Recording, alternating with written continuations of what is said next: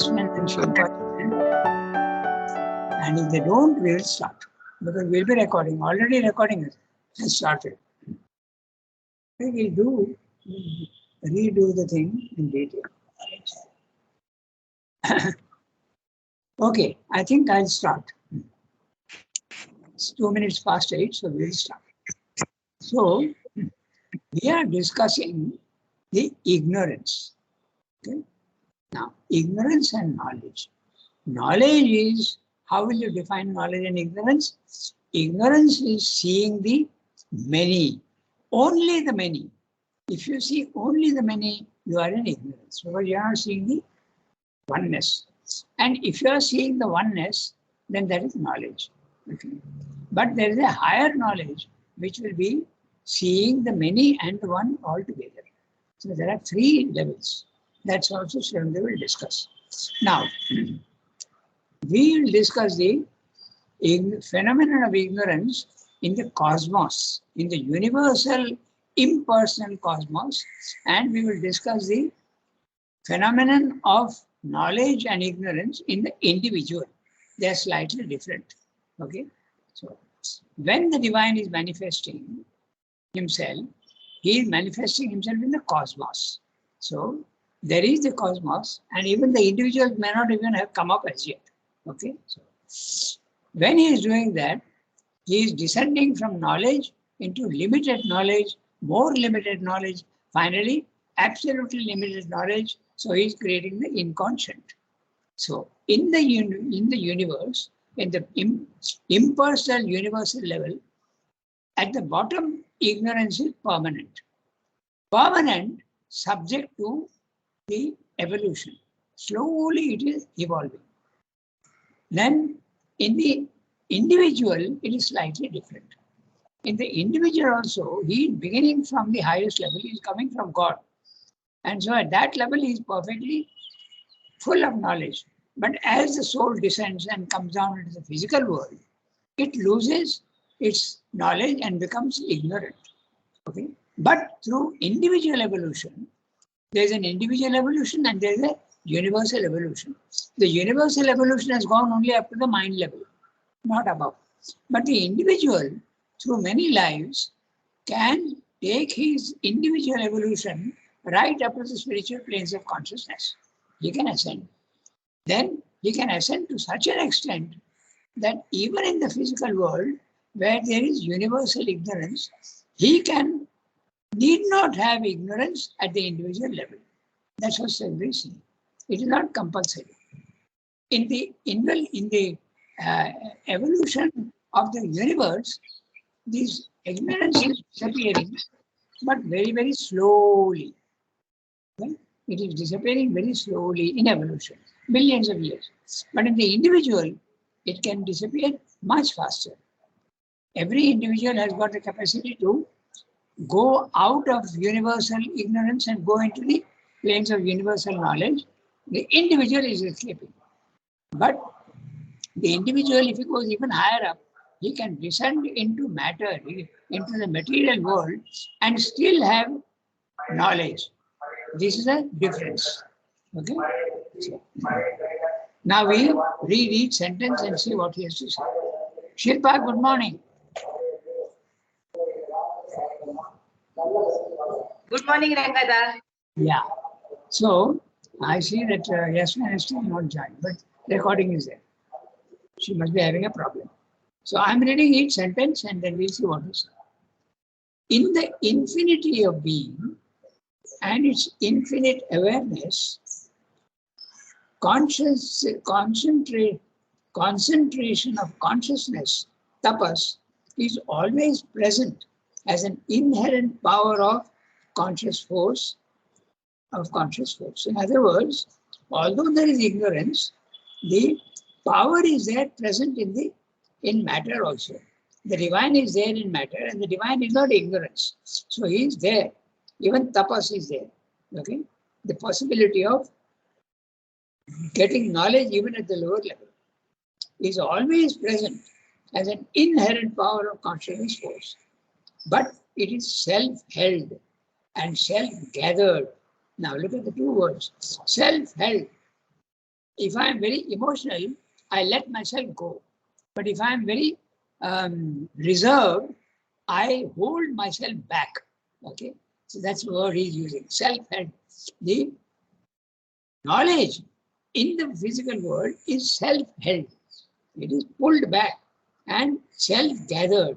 It is not being distributed. Okay? So the knowledge is there in a very condensed manner, even in the physical world. It's a self-held or self-gathered dwelling of the eternal awareness. Eternal awareness, knowledge. Okay? In itself and on itself. Now look at that. In itself and on it is fully aware of its own nature. Okay? On itself or on its object. Or on its object. But the object is always in some way itself, its own being or a manifestation and movement of its being. We'll discuss this. At the highest level, Chit Shakti, Sat Chit Shakti Ananda is there. But there is no creation. There is no creation at all. It is self-gathered and self-held. Okay. So, but a time comes when he says, I want to manifest myself. So what happens? How can manifestation take place? The first is that manifestation implies many. Many implies division. Division, so Sat divides itself from Chit, divides itself from Shakti, divides itself from Ananda. So there is a splitting up. We come back to the basic idea of the triple status of the supermind. First, there is only the wave, only the sea, that's a oneness. Then slowly the sea wants to make waves, that is the manifestation. And it makes swells. Okay? So now the sea is not absolutely horizontally stable. There are swells, there are small like that. And yet there is each wave beginning to become separate is conscious that it is part of the sea. Then in the third level, the wave becomes even more pronounced and individuality starts to assert itself. So in the triple second status of the supermind, the oneness is more than the separation. Oneness is more than the wave, individuality. In the third level of the supermind, the individuality is becoming more prominent than the oneness. Okay? So the wave is becoming conscious more of itself than it knows that it is part of the sea, but it's more conscious of the individuality. So this is what Shanti is saying. It is self-held and it is there. But now when it wants to create itself, what happens? Okay? Chit and Shakti separate themselves. In other words, Chit is consciousness. It starts looking at its own Shakti. So when will you look? When you are separate from something. Huh? Even if you look into your own mind, you are seeing your mind as something separate from you. So the separation starts, okay, at that level. That's what he's saying. Okay, look carefully and you will see how he's saying. It's at the highest level, self-held. Even at the lowest level also it is self-held and self-gathered. Dwelling on an eternal awareness in itself and on itself. On itself is the Chit Ghana, the transcendent. Okay? It is concentrated only in itself. Not in there is no physical world at all there. Or on its object. And this is interesting, on its object. But what is that object? The object is always in some way itself, its own being or a manifestation and movement of its being. There you are. So, manifestation and movement of its being. So, Chit starts looking at Shakti. So, separation has started. And it is telling Shakti, create forms, manifest, make forms. Manifestation is making forms. So, it tells its own power, make forms, and I will guide you to do it. So, there is a separation. Okay? So, that is the manifestation. So, the beginning of the multiplicity in the oneness, that's the origin of the ignorance. Ignorance is seeing the multiplicity. Okay. So this is how it happens. Very high level. At the overmind level, the multiplicity has started becoming very, very prominent. But the potentiality of multiplicity is there in the third level of the supermind also. Potentiality. Okay, so that's what he's saying. So now with this background, if you look, you will see very clearly. Okay, but the object, which is the object? The Shakti, which is about to make forms. The Shakti becomes the object and Chit becomes the subject. So subject is looking at object. In the physical world, there is total separation between the subject and the object. But in the universal plane of consciousness, okay, there is, in the highest level, there is one and is looking at itself.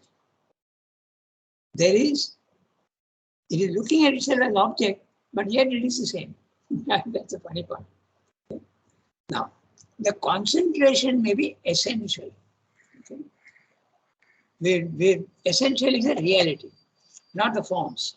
It may be even a soul indwelling or an entire absorption in the essence of its own being, a luminous or else a self-oblivious self-immersion. This is a transcendent. They also call it Chit Ghana. Okay? It is not interested in the universe. It is not interested. There is only a oneness. It's like a black hole. Nothing can escape from it, not even light. Okay? That's a transcendent. It's aware only of itself. Okay? Nothing else. So that's what he's saying. Its own being, the manifestation of its own being. The concentration may be essential, transcendent. It may even be a soul indwelling, only indwelling in itself, or an entire absorption in the essence of its own being. A luminous or else a self-oblivious self-immersion. You completely forget about yourself in so much concentration there. Or it may be an integral or else a total multiple or part multiple concentration. So the one starts becoming, what he's describing here is only oneness and slightly at the lower level, oneness and multiplicity beginning. Then it becomes total multiple. Okay, total multiple is the physical world. Part multiple concentration is the spiritual planes of consciousness. Okay, or it may be a single separative regard on one field of its being or movement. That also is possible. It is looking only at one field of itself. So many different types of concentration between and the cases between the subject and the object. So many different types of things.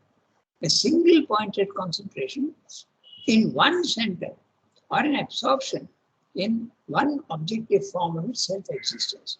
The single pointed concentration in one center is the individual. The divine creates a single pointed concentration in an individual and dwells in it. So when he's saying single pointed concentration is meant the individual. Okay? And the individual is many. Each individual is a single pointed concentration of what? Of Satchidananda. In one center or an absorption in one objective form of its self-existence. He's using different words to say the same thing. The first, the essence, now he's going to describe the four aspects one by one. Okay, so let's try and it's quite complicated, but we'll try and find out what he's saying. So, where is that? First. 1 second.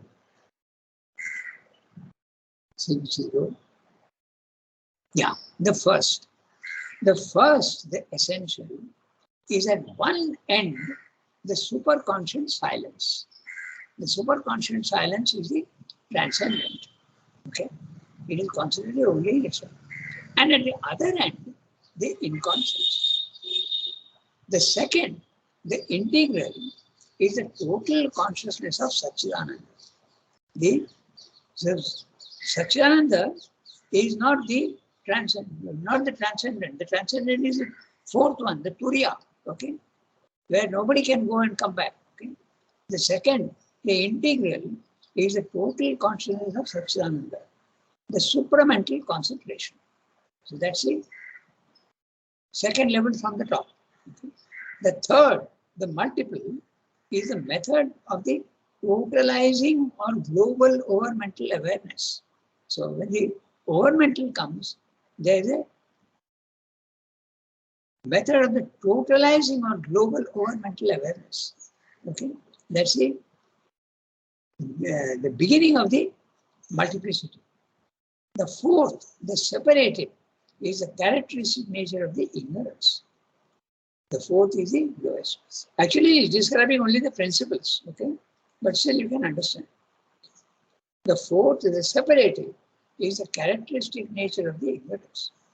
The supreme integrality of the absolute holds all these states or powers of its consciousness together as a single indivisible being, looking at all itself in manifestation with a simultaneous self-vision.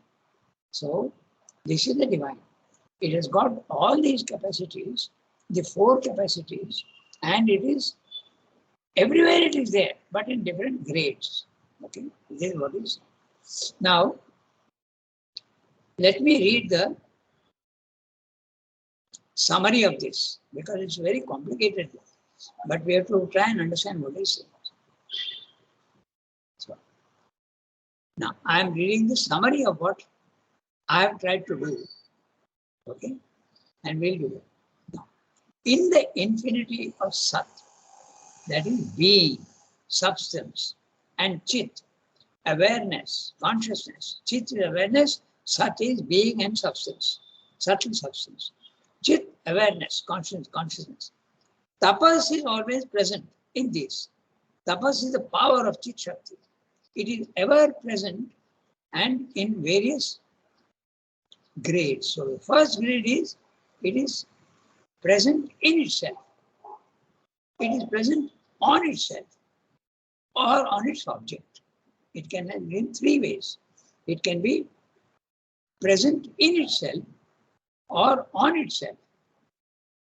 In itself is a total concentration. On itself, it is becoming aware of itself. And on its object. Okay? So in itself is the supreme Turiya. On itself is the Satchidananda. And on its object is the overmind consciousness. Okay? At the highest level, this is described. Now, this concentration of consciousness can be, number one, essential. Number two, it can be integral. Number three, it can be total multiple. Number four, it can be part multiple. Or it can also be single separative regard. Or again, single pointed in one center. Then again another one, absorption in an objective form. So when it goes into objective form, there's the divine consciousness goes into an objective form, a stone, and becomes absolutely ignorant of itself. Then the first is the superconscient, silence, chit ghana. The second is the supramental, total Satchidananda. Okay. Then the next two is overmind global totalizing consciousness. Finally, at the lowest level, typical ignorance. Okay. So the absolute holds all these together in a single, indivisible, simultaneous self-vision. For us, these are all different states. But for the divine consciousness, they can all be there together. Okay? And it's there all the time. So this is what he's saying. Now, the individual can have also exactly all these together at the same time. He can be in time, he can be outside time, he can also be in, because the higher planes are outside time, right? So that's what I mean. He can be outside time permanently, he can be in time, and he can also be in time but with his consciousness in outside time. All these things are possible. Okay. Now, just 1 second. Yeah, we read the summary of what you said. I admit it's quite difficult, but if you use your imagination and describing the different types of concentrations and different types of seeing multiplicity. Okay. If you read carefully, slowly afterwards, it's not very easy to understand what he's saying. So anyway, we can now read the next para. Concentration in this sense of self-held dwelling in itself. He is now going to explain the first one. Okay. Who will read? Any one of you has to read. If Archana ji has a capacity, has a possibility of reading, she can read. Or she may not help. I don't think so. Can you hear me? Yeah. Suki, you can read. Okay. Yes, I will try. Concentration in this sense. Concentration in this sense of self-held dwelling in itself or on itself as object may be said then to belong to the very nature of conscious being. For although there is an infinite extension of consciousness and a diffusion of consciousness, it is a self-held, self-contained extension or a self-held, self-contained diffusion. Although there may seem to be a dispersion of its energies, that is, in reality, a form of a distribution, and is only possible in a superficial field because it is supported by an underlying self-held concentration. An exclusive concentration on or in a single subject or domain of being, or movement is not a denial or departure from the spiritual awareness. It is one form of the self-gathering of the power of tapas. But when the concentration is exclusive, it brings about a holding back behind it of the rest of self-knowledge. It may be aware of the rest all the time, yet act as if it were not aware of it. That would not be a state or act of ignorance, but if the consciousness erects by the concentration a wall of exclusion, limiting itself to a single field, domain, or habitation in the movement, so that it is aware only of that, or aware of all the rest as outside itself. Then we have a principle of self-limiting knowledge, which can result in a separative knowledge and culminate in a positive and effective ignorance. So, this is talking about the separating knowledge. If you remember, the knowledge by identity and knowledge by separation, okay, so he is talking about the separative knowledge at the lowest level. The separative knowledge is, you are using senses and you are using, you are knowing what you need to know through the senses indirectly. It's not direct. Okay. Separative, indirect knowledge. I'll do one thing. I'll read out the summary of this one because I think I have to leave each one to work it out on himself. It's pretty complicated. It's not very easy to understand. Okay. I'll read the summary of what he's saying here. Okay. Just one second. Yeah, about it. So, consciousness, by its very nature, has the power to gather and hold itself in or on itself. Okay? In is subjective, on is objective. Okay? So this is quite clear. Okay? So in or on itself. In the world, consciousness seems to be distributed or diffused. We can see that, no? Like sunlight is dispersed, diluted, and diminished.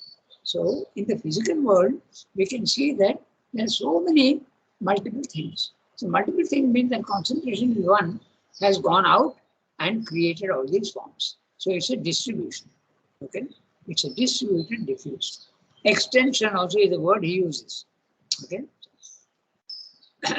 we may say that consciousness has extended and diffused itself, but it's only a superficial phenomenon. There is really a distribution, but not a diffusion. Distribution is there, but not diffusion, because behind the superficial diffusion, there is a concentrated consciousness supporting the surface diminution. What I mean to say is that although the consciousness is producing multiplicity, stones, rocks, trees, okay, it is a distribution, but not a diffusion, because the divine is there everywhere in everything. The divine is there even in a stone, but it is hiding. Okay, so it is, the divine is there everywhere. That's what is being said by, it is not diminishing itself. An exclusive concentration on a single object is not a denial or a departure from the concentrated condition. It is only a holding back of all knowledge, which is not immediately required for the task at hand. It is not unaware of all the rest of the knowledge. It is just a putting away into the background all that is not needed at once. This is not ignorance. Okay? But when this exclusive concentration builds a wall of separation and limits itself voluntarily to a single area, field or movement, then this self-limiting knowledge can begin and culminate in real and effective ignorance. This was ignorance. So when you, in everything, the divine consciousness is there. Okay? Even in things which seem to be absolutely unconscious, the divine consciousness is there. But when it purposely builds a wall of separation, then it is ignorance. This was ignorance. It's quite complicated, but you have to work it out by yourself. Now, just as we gave the other example that day, a mechanic. Okay, so a mechanic is concentrating on what he has to do, but so many other things, but he's putting them away in the background of his consciousness. So that is not ignorance. Okay, it seems to be ignorance, but it's not really ignorance. But when you make it separate, when you forget everything else, then it's an ignorance. Okay, that's what it is. So we still have 10 minutes, 11 minutes. So we can, I'll read the next one. Okay. We have discussed this. Now it's up to each individual to work it out for themselves by rereading the text. Okay. I'm reading the next one because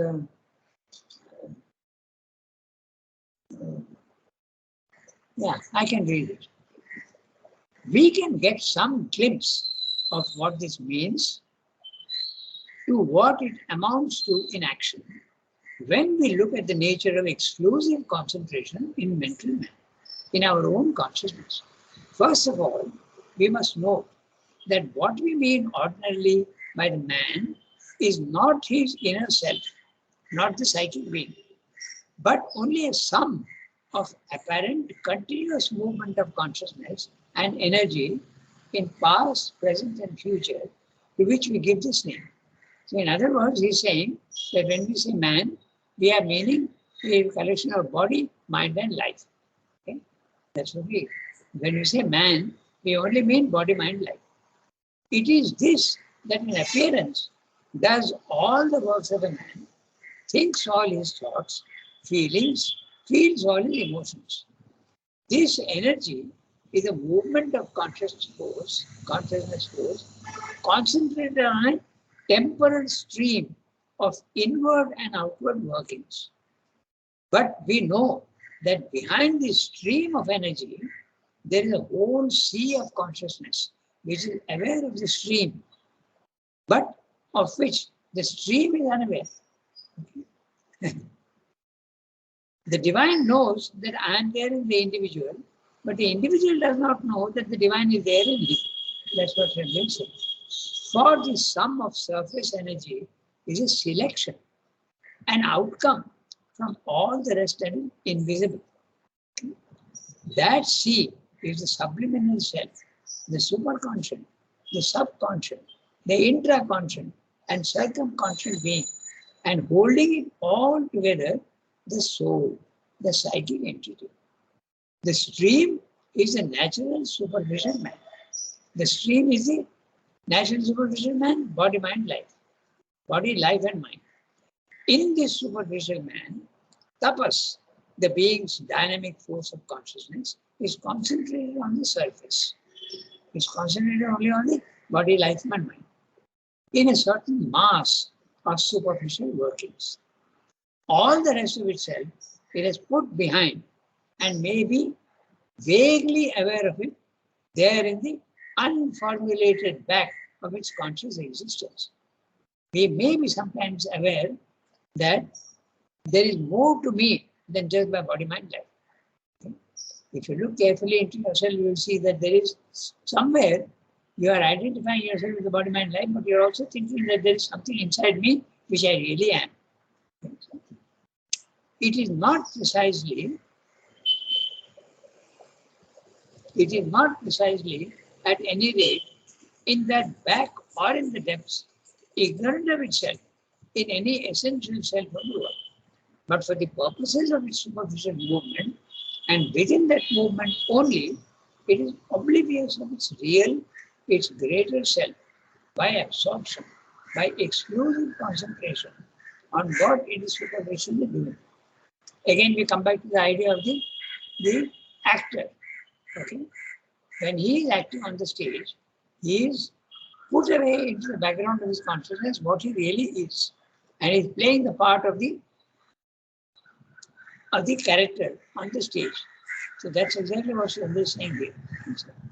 It is not precisely at any rate in the back or in the depths, ignorant of itself in any essential self of the world. But for the purposes of the superficial movement, and within that movement only, it is oblivious of its real. So this whole sentence, you can think of the actor on the stage. He knows what he is, but when he is identifying himself with the character in the drama, then he has forgotten that what is there. He's not really forgetting, but he has put it in the background of his consciousness. He's not using it. That's what he says. It is not precisely at any rate in that back or in the depths, ignorant of itself. The self is not ignorant of itself in any essential sense of the word, but for the purposes of superficial movement. For superficial movement, body, life, and mind. And within that movement only, it is oblivious of its real, its greater self, by absorption, by exclusive concentration on what it is superficially doing. Yet it is really the hidden sea and not the superficial stream which is doing all the action. It is nature which is acting in you, and you think that you are doing everything. That's what it is. And not the superficial stream which is doing all the action. It is the sea that's the source of this movement, not the conscious wave it throws up. Whatever the consciousness of the wave, absorbed in its movement, living in that, seeing nothing else but that, may think about the matter. In that sea, the real self, the integral conscious being, the integral force of being is not ignorant. Even the wave is not essentially ignorant, for it contains within itself all the consciousness it has forgotten, and but for that, it could not act or endure at all. If the psychic is not there, not only the psychic, but the whole intraconscious is not there, the individual cannot exist. But it is self-oblivious, absorbed in its own movement, too absorbed to note anything else than the movement, while that continues to preoccupy it. A limited practical self-oblivion, not an essential and binding self-ignorance, is the nature of this exclusive concentration, which is yet the root of that which works as the ignorance. Again, the image of the actor on the stage will help you a lot. Okay. So, this is what it is. Okay, we can stop here today. There's still some time, 3-4 minutes are there, but it's you have to work it out for yourself. See carefully. We have discussed it quite a lot. These images do help. Okay, the image of the motor mechanic doing the work and the image of the actor on the stage. Okay. In other words, the individual, even while living in the body-mind life, can be fully aware of his real self. That is ignorance. It is not ignorance, it is knowledge. So, in fact, that's what realization of the soul is. When you become a realized man, you are not in ignorance. You are aware of exactly who you are and what you are. You are the self. You are the soul. You are not the body-mind life. Okay? If you are aware only of the body-mind life, then you are in ignorance, but that ignorance is not permanent. It can be changed. But it is more or less permanent in the universal. In the universal, it is more permanent than in the individual. Because even in the universal, there is an evolution. But that evolution is very slow. Very, very slow. Millions of years it will take to go to the next level. Not anymore. From mind to supermind, it won't take that long. Okay? So, we stop here today and we have to note down. So too we see that man. Okay? 606. Okay? Yes, I'll make a note on that. 606. So too we see that man. Okay? Yes, I'll make a note. Meet you for Life Divine next Wednesday. Tomorrow we have synthesis. Okay? I'm Thank you. Thank you, Rangada. have a nice day.